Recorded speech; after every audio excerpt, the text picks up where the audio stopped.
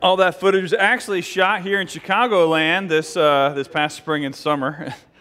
It has been a crazy kind of couple months, hasn't it, weather-wise? Not just around here, but pretty much across the whole United States. And I don't know about you, but I am sick and tired of rain. Is anyone else tired of rain? I am constantly dodging the raindrops to try to get my grass mowed. I'm kind of fed up with it. And it just kind of begs the question, how many more storms can we have, actually? I feel like every day, or at least once a week, there's something, just some crazy lightning thunderstorm. I mean, my trampoline, my kid's trampoline blew away, but we got another one, and there's all kinds of just crazy stuff happening. And the funny thing is, if you haven't picked up, is that we are actually talking about storms. Because storms are something that are unavoidable in all of our lives, yet it's something that they're unplanned, and what do you do when they happen? And so that's what we're going to talk about today. So another just light topic for us here. In the book Adversity Quotient, they did some research and actually talked about how do people weather storms, hard times. What makes some people highly successful while others just kind of fall on their face or into the same rut they always have? And so they studied all kinds of different people, and so one of the groups was entrepreneurs, for example. And so when the market dropped, when the bottom fell out of the market, how come some folks were able to still succeed, while others crashed and burned? And they also looked in certain neighborhoods, where some neighborhoods, they were dominated maybe by gang violence and drug abuse and alcohol abuse. But yet, there were several children who were able to rise above and out of those kind of circumstances where their friends, they didn't. What made the difference? Well, the book goes on to talk about, as they gathered all the research, what made some people successful and others fail. The difference was not in their skills, not in their socioeconomic positioning. It was simply in how they handled adversity. How do they actually weather the storm? How do they respond to that? Because how you actually respond to the storm is what shapes you, what defines you. And so that's what this whole series is actually about. We talked about we're in Lake Effect. We're in week 2. And last week, we said Lake Effect is really this series all about Jesus and his ministry right around the Sea of Galilee. And for 1,000 bonus points, can you name the other name for the Sea of Galilee? Starts with a G, ends with a Nazareth. Lake Gennesaret. Good job, everybody. All right, we're going to have to pick this up a little bit, all right? Let's say it with me. Say Lake Gennesaret. It's okay. There's not a quiz. You ever have this look of fear on your face, okay? It's just church. Relax, all right? And he's around Lake Gennesaret. He's moved his ministry headquarters from Nazareth, where he grew up, and now he's at the Sea of Galilee. He spends about 18 months around the rim, and he's interacting with all different kinds of people, all different walks of life. And last week we said he challenged everybody to follow him completely. Specifically, he challenged 2 sets of brothers, and he said, don't just follow me with part of your life. Don't just hang out. Don't just be a Christian fan, an admirer, someone who kind of says, yeah, Jesus, thumbs up, but I don't want him to affect my life. Whoa, simmer down there. I said, no, I want to be a Christ follower. I want to be on with my whole life, with every fiber of my being. There's no area that's going to be restricted. He said, that's what I was calling my early Christ followers to, these early fishermen. That's what he calls us to. So we're looking at this series. How does he interact with all different kinds of people and challenge everyone to say, this is what a relationship with me looks like? And so he moves from saying, come follow me, to now he says, follow me through a storm. And that's the story we're going to read today. Literally, Jesus is in the middle of a storm. And it's interesting because he's the one that invites them into it. And so we're going to read probably what is a familiar story to at least some of you, perhaps. But what I want to do is something very dangerous. I want to invite you to close your eyes. Not yet. I didn't tell you to. Jeez. Okay. Simon didn't say. Okay. Man, rough crowd. All right. When I read the story, close your eyes, if you're comfortable with that. Put yourself in the story. Where would you have been sitting in this story, in this boat, this physical boat? Which disciple might you have been? How would you be responding as I unpack this story a little bit? Put yourself there and just think, okay, what would I have done? What's my gut reaction? Not what the Jesus answer, church answer should be, but what would I literally have done, okay? So I'm going to read this story. Now you can close your eyes if you want and immerse yourself in this story. It's in Mark chapter 4, verses 35 and following. That day when evening came, he, being Jesus, said to his disciples, "Let's go over to the other side." Leaving the crowd behind, they took him along just as he was, and they went in the boat. There was also other boats with him. A furious squall came up, and the waves broke over the boat. They were nearly swamped. But Jesus was in the stern, sleeping on a cushion. The disciples woke him, and they said to him, Teacher, don't you care if we drown?" He got up. He rebuked the wind and the waves, and he said, "Quiet, be still." Then the wind died down, and everything was completely calm. He said to his disciples, "Why are you so afraid? Do you still have no faith?" They were terrified, and they asked each other, "Who is this? Even the wind and the waves obey him." You can open your eyes now. I'm not going to dare ask you to do that the whole entire time. Come on, what do you think this is? Who were you in the story? Where did you find yourself gravitating toward? Were you grabbing a bucket and throwing water out? Were you grabbing some oars? Were you hugging the mainsail? Were you throwing up over the side? What were you doing? It's interesting. It's a great way. There's many stories where you put yourself in, and it brings God's word to life. Makes it very tangible. We're not so hard on people then. It's interesting. Mark's gospel, he goes through great lengths to really describe this story. And he uses a strange phrase we don't say very much. He describes the storm as a furious squall. Raise your hand if you've ever used the word squall before. I have never used it outside of right now, probably. It's just a weird Bible word, and it just means a storm. And actually, I picture it kind of like the perfect storm. Remember that movie? These are the kind of waves I think they were facing here, these massive waves. Because these were experienced fishermen. They'd grown up fishing with their parents. They were in the family business. They were been out on the lake. They had faced a lot of storms, but all of a sudden, they faced something that's out of their control. This is more than they could handle. And when storms like this, waves like this hit us, what do? Because they hit all of us. We've all had that phone call, and it's from the doctor. And the report, it's not a clean bill of health. Maybe you've had a call from the principal's office or the police. That's a dreaded phone call as a parent. Maybe you've had a financial storm. They downsize. It's not personal, it's just business. Well, thanks. That doesn't help me. Maybe there's a storm relationally. You felt like you gave everything, and they didn't reciprocate. I mean, what am I supposed to do? I trusted that friend, and they broke my heart. I trusted that spouse, and they broke my heart. What do I do? What do you do? Well, we're going to walk through these storms together. In this story, in this passage we just read, there's 4 questions the disciples ask, and they're going to teach us some of the ways we can weather that storm. If you're with me, say, "Oh yeah." I don't know if I believe you. All right. You're like, it's hot out. Can you just spray us with water and we'll call it a day? Sure, we'll do that next. So verse 38, first question is, don't you care? I'm sure I could ask you to raise your hand, and you say, when you're facing a storm, honestly, I'm sure you've asked the question, don't you care, God? I've had it. God, if you really cared, I wouldn't be going through this, right? That's what we really mean.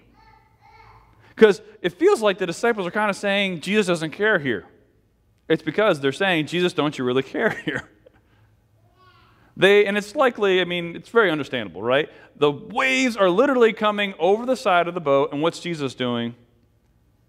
He's snoozing, right? And we think, how is that possible, right? Well, if you have a little kid or been around a little kid, you know this is possible. You know what I'm talking about? It happens to our kids all the time. They're so excited for the fireworks. They're so excited to go to the movie. They're so excited. They'll be sitting next to us watching something they wanted to watch, and what do? They pass out.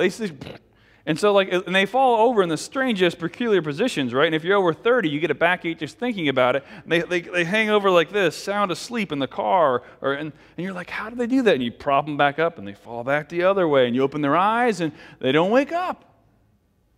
They're exhausted. The story does say Jesus just came from crowds. He's just been working hard. I don't know. Is Jesus exhausted like a little kid's exhausted? I don't know. Either way, it feels like he's not responding. He doesn't care. And so what do? They cry out. I love that. Such an honest response. It's a response that we see time and time again, especially when you see in the book of Psalms, for example. Look at all these verses here. Tons of verses, many, many more, crying out to God. Because sometimes we have this idea that if we just say yes to Jesus, like last week, oh yeah, I'll say yes to Jesus, I'll be a Christ follower, and then I won't have any troubles. False, thanks for playing. Jesus actually says the opposite. He says, in this world, you will have troubles. Paul, he cranks it up a notch in 2 Timothy. He actually says, if you follow Jesus and want to live a godly life, good news, you'll be persecuted. Who wants to sign up? I'm recruiting. Anybody? There? Oh, nobody. Oh, okay. In this world, you're going to have troubles. But cry out to God. It's over 50 times in the book of Psalms alone. And I love that because crying out to God it's something He can handle it.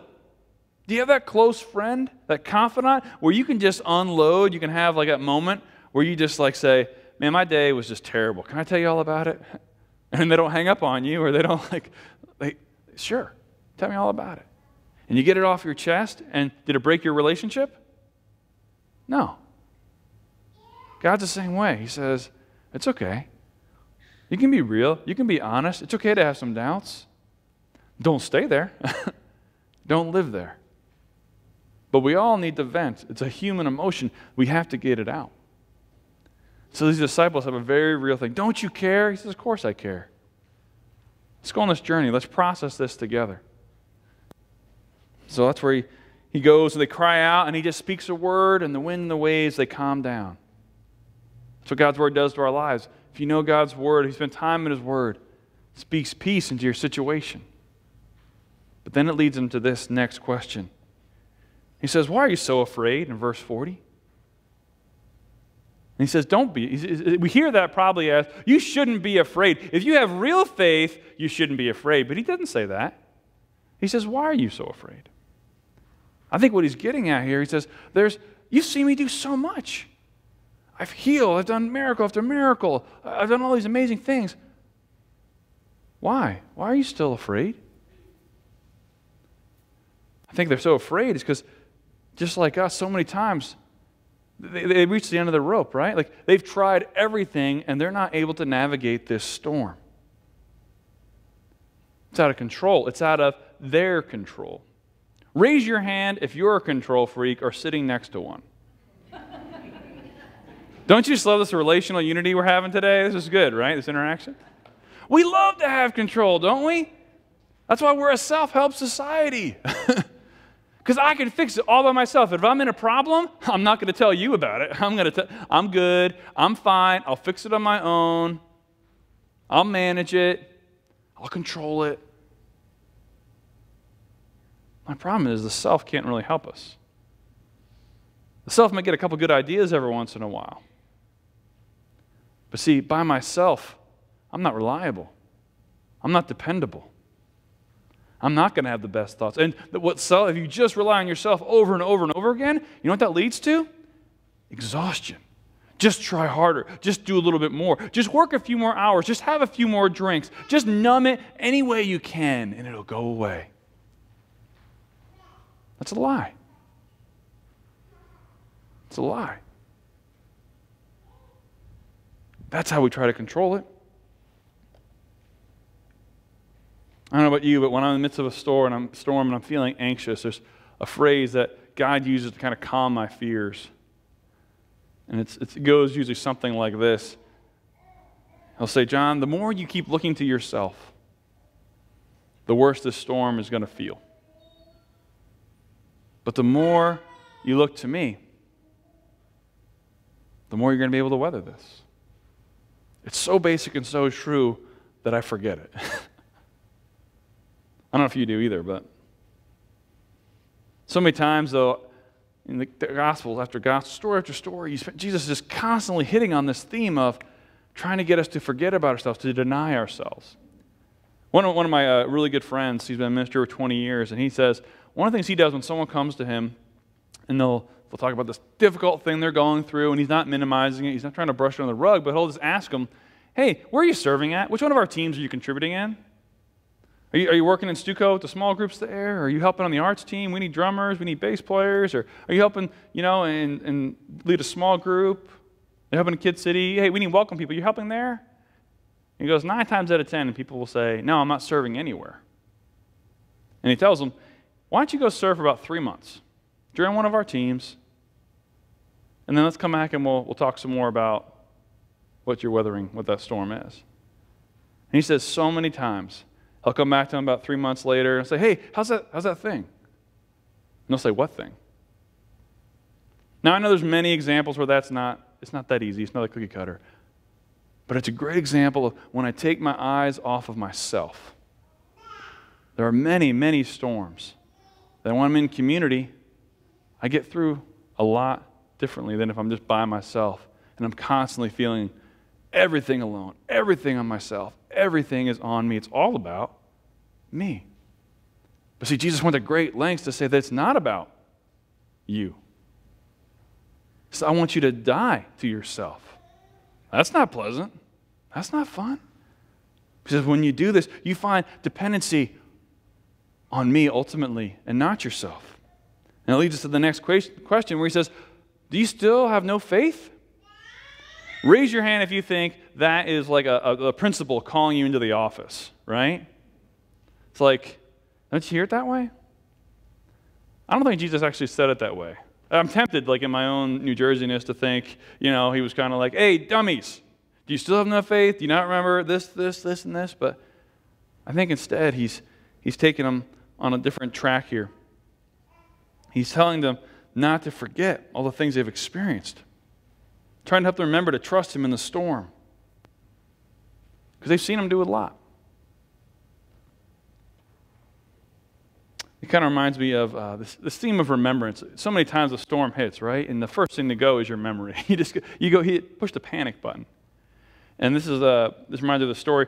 Just when we got here last year, some friends took us out in Lake Michigan. We had never been. They took us out in their boat. It was so fun. We're having a great day. It's a little more choppy than what I was used to. And, the water was like 50 degrees in August. The kids turned blue when they jumped in. It was a great day. And so threw the anchor out because, we didn't want to drift away or anything. And so that took care of kind of half of it. And it was still rough. And we were still kind of, we weren't like drifting, but we were definitely moving.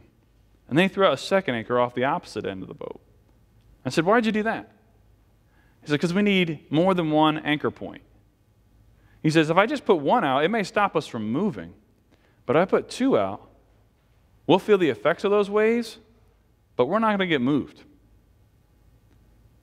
And I feel like that's what God does when he talks about the theme of remembrance over and over again. He says, if you can have more than one anchor point, if you can have more than one person, if you can show up more than once a month to church, if you can have more than one Bible verse that you know, all these serve as anchor points in your soul and in your life.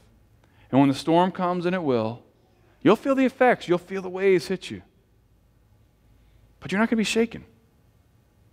You're not going to go down the dark path. You're not going to all of a sudden just feel like you're going to go, this is hard. It's not easy.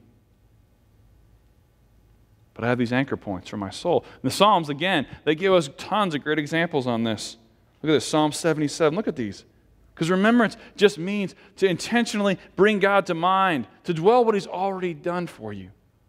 When the storm rages, have that confidence knowing that you have these anchor points. He has shown up. Remind yourself of promises, of His Word, of hope, of all the times that you thought He wasn't going to show up and then He did. God made a way. It's what He specializes in. He's a way maker.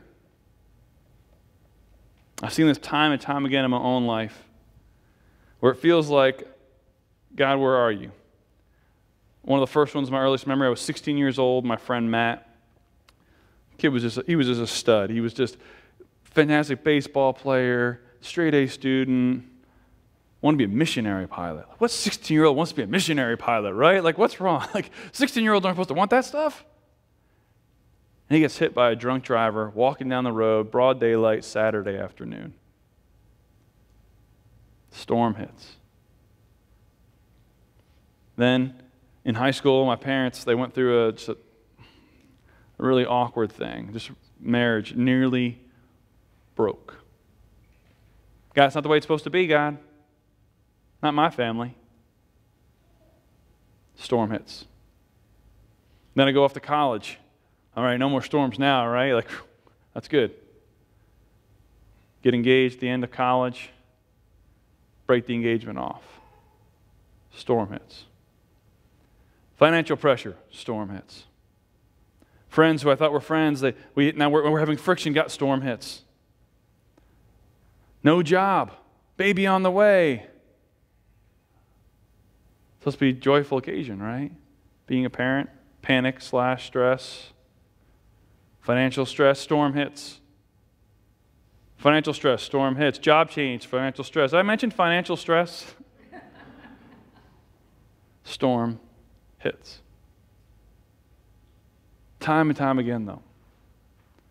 Just like God's saying here, He said it to me, and He said it to you. I will make a way. I have not brought you this far to leave you out in the middle of the lake.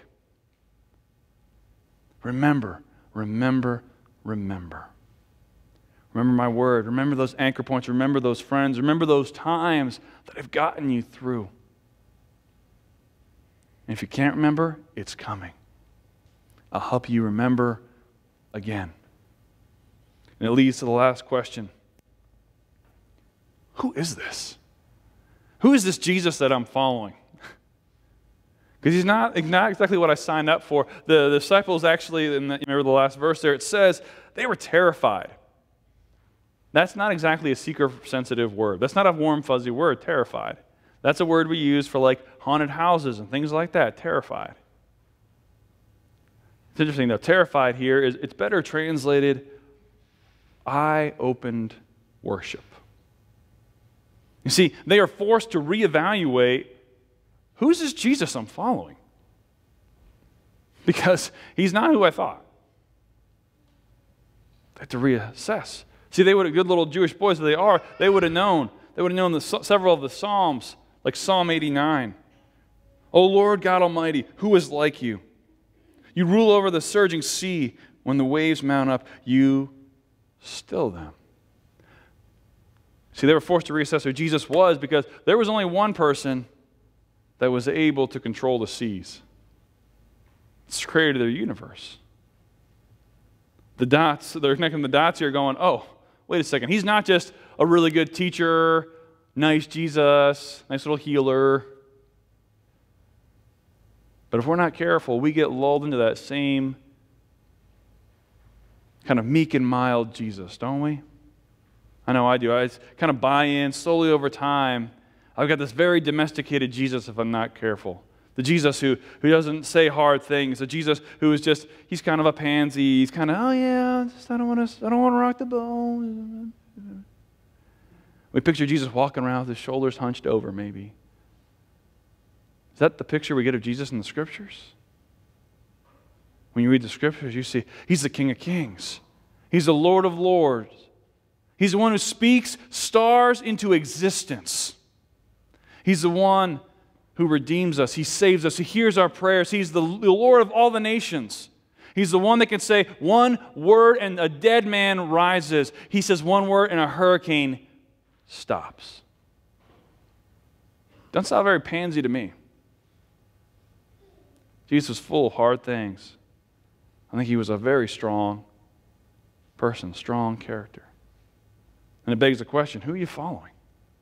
Who am I following? Have I just domesticated Jesus to make him fit what I want and what the world tells me he is, or have I really examined him? It's interesting because you look at this story, there's a tendency to kind of leave off the very last part, which is actually the first part I alluded to. Who led him into this storm? Not a trick question. Church answer. Jesus. There we go. All right. That's weird, isn't it? Why would Jesus lead them into a storm? It just simply says this. Jesus said, get into the boat and we'll cross over to the other side. See, we tend to focus more on the miracle in this story. We're saying, sign me up, Jesus. That's what I want. If I say the prayer, if I say yes to Jesus, and as long as I cry out to God, then he'll give me my miracle. That's what I want. Yes. Sometimes you get that. But a lot of times, we get this. Remember what he's already said. He's already promised them they're going to get through it. He doesn't say how long. He doesn't say it's going to be easy. He says, we are going to the other side. He says, I will take you there. Remember those anchor points. One of my favorite is this verse in Isaiah. When you pass through the waters, I will be with you. When you pass through the rivers, they will not sweep over you. So as we weather the storms together, when you think about those questions, when you say, God, I don't feel like you care. It's okay. He does. He says, I care so much that I will come in the flesh and I'll be in your situation with you. I'm the God who's with you. Jesus, I don't know about that. I still feel afraid. He says, it's okay. I've said, fear not and don't be afraid over 365 times, one for every day of the week. So don't be afraid. Don't be dismayed. I'm the Lord your God. I will uphold you with my righteous hand. I'll take care of you. Okay. But my faith is still kind of shaken, God. I don't know. He says, it's okay. Remember those anchor points. Remember your small group.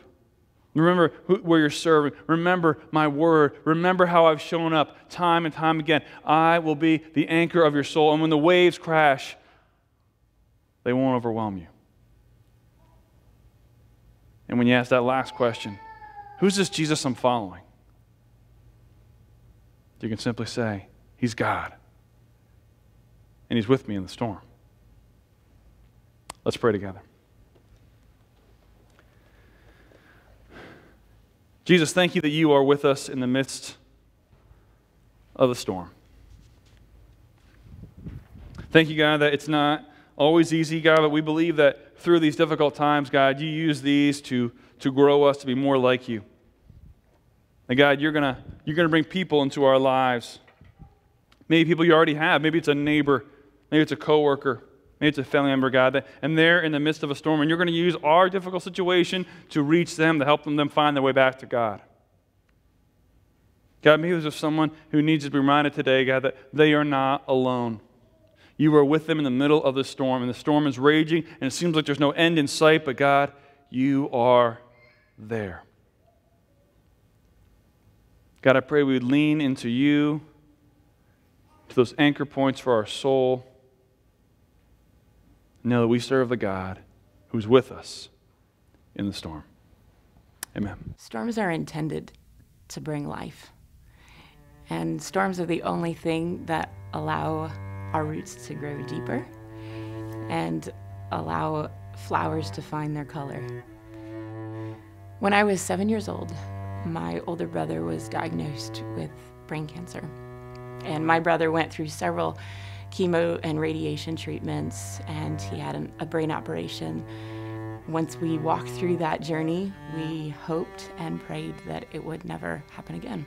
Sometime later, when I was in college, I had received a phone call from my parents that I had least expected, and that was that my dad was diagnosed with throat cancer. And once again, we hoped that that wouldn't happen again. I received another phone call, and that was that my younger brother was diagnosed with testicular cancer. I just couldn't believe that once again, that word had come into our lives. And once more, we hoped that it would never, ever happen again.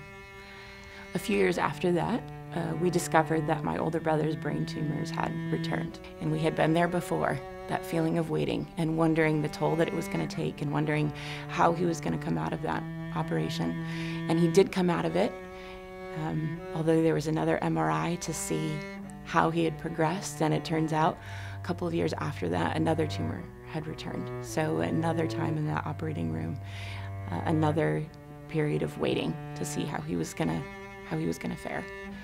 There's this heaviness still when it comes to cancer, but all the more so because we just found out that my mom has cancer.